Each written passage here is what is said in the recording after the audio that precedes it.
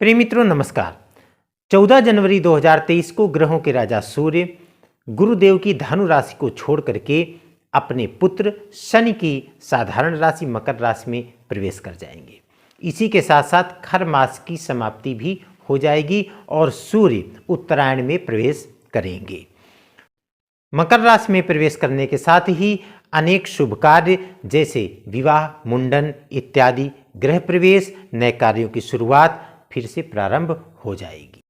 सूर्य के इस गोचर का विभिन्न राशियों में एवं विभिन्न लग्नों में क्या प्रभाव पड़ेगा, आइए इसकी चर्चा इस कार्यक्रम में करते हैं। प्रिय मित्रों, तुला राशि अथवा तुला लग्न के जातक एवं जातिकाओं के लिए सूर्य का यह गोचर उनके चतुर्थ स्थान पर होने जा रहा है। चतुर्थ स्थान पर लाभेश प्लस कर्मेश दोनों की युति बनेगी और दोनों की दृष्टि एक साथ कर्म भाव पर होगी, अर्थात आपके प्रमोशन के चांसेस बन रहे हैं। अत्यधिक लाभ देखने को मिल रहा है, वाहन का सुख देखने को मिल रहा है। वहीं थोड़ा माँ के स्वास्थ्य के प्रति आपको सचेत रहना होगा। कुंडली के पंचम भाव से सूर्य इस समय छठवें गोचर कर रहे होंगे तो लव लाइफ में जरूर थोड़ी बहुत खटपट देखने को मिल जाएगी। स्टूडेंट्स का मन भी पढ़ने में कम ही लगेगा अगले 30 दिनों तक।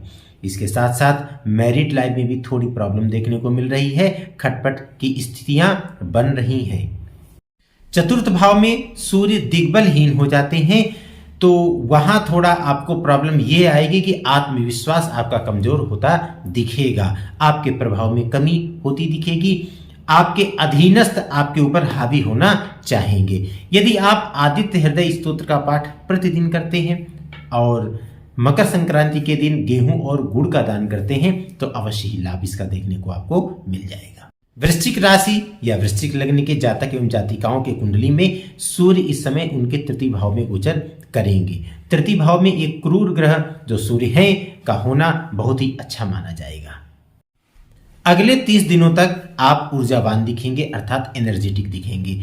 पिता से मनमुटाव दूर होंगे। छोटे भाई बहन जरूर आपके अस्वस्थ हो सकते हैं या उनसे मनमुटाव हो सकता है। आप अपने पराक्रम और कर्मण्यता के कारण सफल होंगे। सरकारी कार्य खासकर आपके सभी पूर्ण होने वाले हैं या जो बहुत दिनों से अटके हुए कार्य हैं उनके भी पूरा होने का समय आ गया है। यानी आप पूरे फुल पावर में रहेंगे, आप जोश से परिपूर्ण रहेंगे, इसी वजह से आपके कार्य भी पूर्ण होंगे। आपका कर्मेश आपके तृतीय भाव पर पहुंच गया है, यानी कि समय वो आ गया है आपके जागने का। एनर्जेटिक होइए, ऊर्जावान होइए और कार्य पर लग जाइए। सूर्य की वहां तृतीय भाव से दृष्टि नवम भाव पर होगी जो आपके भाग्य का क्षेत्र है, अर्थात आप अपने कर्म से ही भाग्य का निर्माण करेंगे। सूर्य और शनि दोनों मिलकर के 15, 16 और 17 3 दिनों तक बैठे रहेंगे। 17 तारीख को जब शनि का गोचर आपके चतुर्थ भाव में हो जाएगा तो सूर्य और शुक्र दोनों की युति आपके तृतीय भाव पर होगी, अर्थात आपका पूरा महीना एक अच्छे कार्य की शुरुआत के लिए बोल रहा है। शनि महाराज जो अभी तक विलंब करवा रहे थे अब वो समय जाने वाला है और सूर्य आपके तृतीय भाव पर बैठ करके पूरे महीने अर्थात 30 दिन तक आपको पराक्रम करने के लिए प्रेरित करते रहेंगे और यदि आप पराक्रम किए, कर्म में लगे रहे तो अवश्य ही सफलता मिलेगी। प्रतिदिन आदित्य हृदय स्तोत्र का पाठ करते रहिए। अगर आप मकर संक्रांति के दिन गेहूं और गुड़ दोनों का किसी जरूरतमंद को दान करते हैं तो इसका लाभ आपको मिलेगा। धनु राशि या धनु लग्न के जातक या जातिकाओं के जीवन में सूर्य इस समय उनके द्वितीय भाव पर गोचर करेंगे। द्वितीय भाव पर सूर्य का गोचर मिला जुला असर देने वाला होता है। मिला जुला असर यह कि कभी अच्छा और कभी बुरा। अच्छा यह है कि नवमेश आपके द्वितीय भाव पर जा रहे हैं तो इस स्थिति में प्रमोशन के चांसेस हैं, सरकारी कार्य सब बनने वाले हैं, धन की प्राप्ति है, वाहन इत्यादि की प्राप्ति होने वाली है और समस्त प्रकार के सुखों से परिपूर्ण होने वाले। परंतु आपको यह भी याद रखना होगा कि सूर्य एक क्रूर ग्रह माने जाते हैं और द्वितीय भाव पर सूर्य जब पहुंच जाएंगे तो आपकी वाणी में कठोरता ला देंगे। कठोरता लाने से द्वितीय भाव कुटुंब का भी भाव होता है तो वहां आपको कुटुंब से विरोध झेलना पड़ सकता है। पिता से अनबन हो सकती है, मतभेद हो सकते हैं। यहाँ थोड़ा विचारों में आपको सामंजस्य बनाना होगा, अपने व्यवहार में सौम्यता लानी होगी, अपने वाणी में नियंत्रण रखना होगा, क्योंकि सूर्य और शनि दोनों की युति 15, 16 और 17 जनवरी 3 दिन बनी रहेगी। इस समय खासकर यह 3 दिन अपने पिता से होने वाले टकराव को आपको रोकना है। इसके बाद आपकी स्थिति प्रशस्त हो जाएगी, मार्ग प्रशस्त होगा, फिर घबराने की आवश्यकता नहीं है, सब कुछ अच्छा जाएगा। परंतु जो यह डेट्स हैं 15, 16 और 17, तो एक विशेष प्रकार की सावधानी बरतिएगा। कुटुंब परिवारजनों से मीठे मधुर संबंध ही बनाए रखिएगा।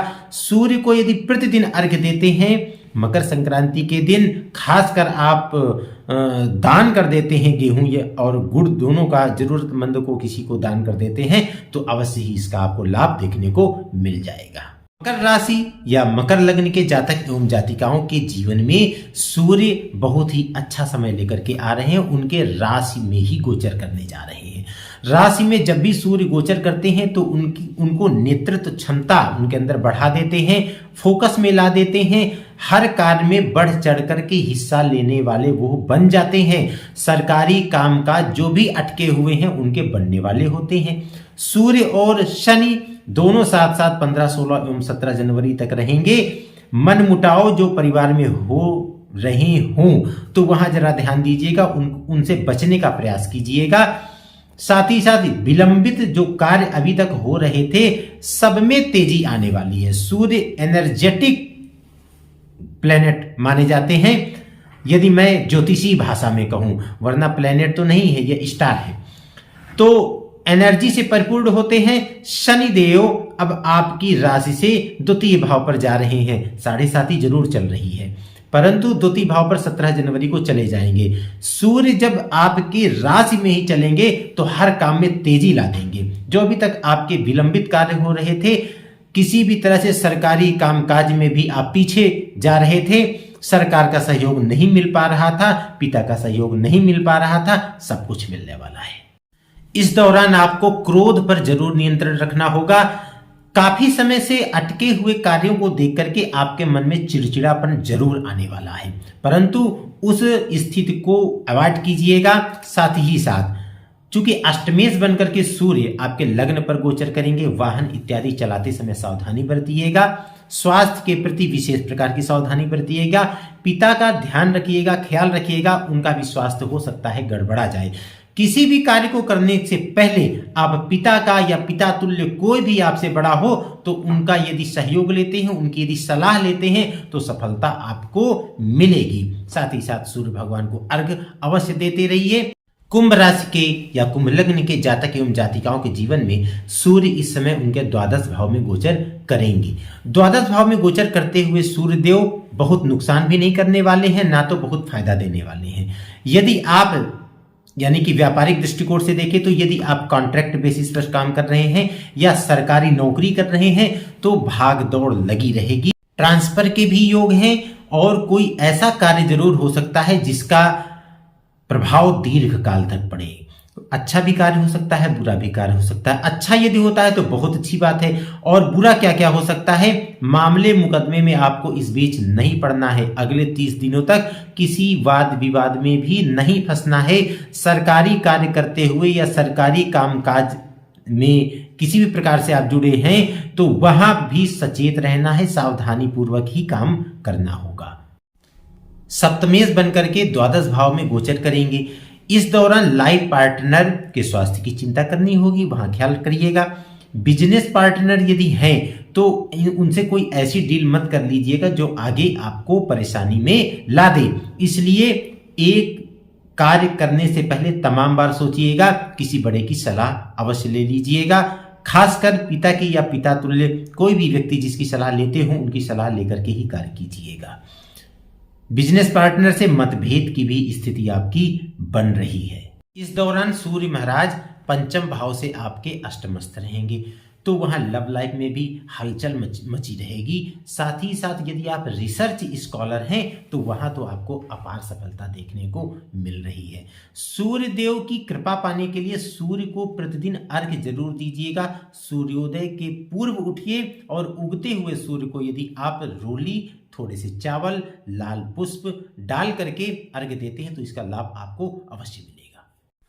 मीन राशि या मीन लग्न के जातक एवं जातिकाओं के जीवन में सूर्य इस समय उनके एकादश भाव में गोचर करेंगे। एकादश भाव अर्थात लाभ स्थान में गोचर करते हुए सूर्य लाभ ही लाभ देंगे। वाहन का लाभ देंगे, इनकम भी इंक्रीज होगी यानी कि आय में वृद्धि कर देंगे, आकस्मिक धन लाभ दे सकते हैं, शेयर सट्टा इत्यादि में लाभ ही लाभ, आभूषण गहनों इत्यादि में लाभ ही लाभ। यदि आप इन क्षेत्रों में वर्क कर रहे हैं तो व्यवसाय में अति उन्नति देखने को मिल रही है। सरकारी क्षेत्र में सरकारी नौकरी कर रहे हैं तो वहां भी आपको प्रमोशन इत्यादि की संभावनाएं देखने को मिल रही है। सूर्य की सप्तम दृष्टि आपके पंचम भाव पर पड़ने जा रही है। ज्ञान में वृद्धि होगी, आपका क्षेत्र व्यापक होगा, विस्तार आपके क्षेत्र में देखने को मिल जाएगा। यदि आपका क्षेत्र लेखन क्षेत्र में है या पत्रकारिता क्षेत्र में है, किसी भी तरह से आप ज्ञान के क्षेत्र में लगे हुए हैं तो वहां आपके नेतृत्व क्षमता को देखते ही बनेगा, अर्थात आप इस समय सबसे आगे दिखेंगे। षष्ठम भाव का स्वामी एकादश भाव में जा रहा है। स्टूडेंट्स हैं तो यदि कंपटीशन की तैयारी कर रहे हैं सरकारी नौकरी पाने के लिए तो यह एक अच्छा समय है। इंटरव्यू इत्यादि देने जा रहे हैं तो अच्छा समय है। आप सफल होने के चांसेस में हैं, अर्थात सूर्य भगवान की कृपा इस महीने आप पर बरसेगी। सूर्य भगवान के अच्छे प्रभाव में वृद्धि करने के लिए यदि सूर्य को प्रतिदिन आप अर्घ्य देते हैं और खासकर मकर संक्रांति के दिन गेहूं और गुड़ का दान कर देते हैं तो अवश्य ही इसका लाभ देखने को आपको मिल जाएगा। आज बस इतना ही। तुला राशि से लेकर के मीन राशि तक का राशिफल आपको बताया गया है। यदि आपको अच्छा लगा हो तो वीडियो को लाइक कर दीजिएगा, अपने मित्रों के साथ शेयर कर दीजिएगा और चैनल को सब्सक्राइब कर दीजिएगा। बेल आइकन को अवश्य प्रेस कर दीजिएगा ताकि इस तरह के राशिफल के कार्यक्रम आपको मिलते रहें। फिर मिलता हूं अगले कार्यक्रम के साथ, तब तक के लिए नमस्कार, बहुत बहुत धन्यवाद।